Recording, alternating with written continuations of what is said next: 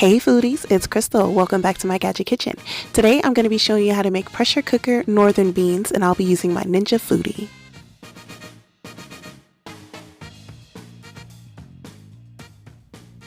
First, I turned on the saute setting on the Ninja, and then I added in some bacon fat.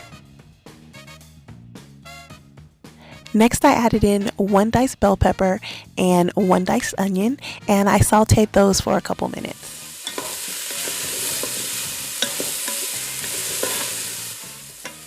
Here I'm adding in about 4 cloves of garlic.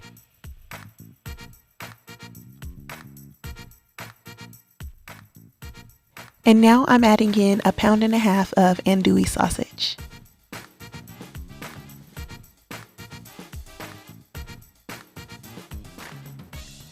I stirred everything together, and then I added in 1 pound of northern beans that soaked actually like 2 days. They were supposed to soak overnight, but I was not feeling well, so the day I was supposed to cook them, I didn't, so they soaked for 2 days.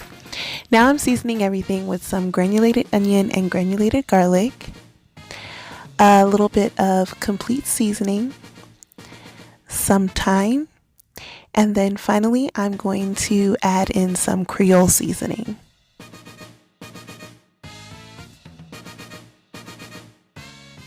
Now I'm just going to stir everything together to make sure the seasonings are thoroughly incorporated. And now I'm going to add in some better than bouillon chicken flavor mixed with 4 cups of water. Now it's time to give it a little taste to check the seasonings. Everything is tasting great, so now I'm adding in a couple bay leaves. Now it's time to put on the pressure cooking lid and set it to seal. And I'm going to cook this on high pressure for 20 minutes. Normally I would do about 25 minutes, maybe 30, but since these soaked for so long, I'm only doing 20 minutes.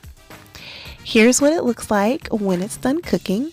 I'm removing the bay leaves and I'm giving the beans a stir. Now at this point, you are all done. It's ready to go.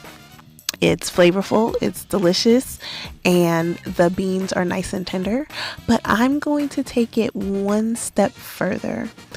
I'm going to take 1 can of northern beans, and I'm going to puree those beans with the juices from my cooked beans, and then I'm going to add the puree to my beans.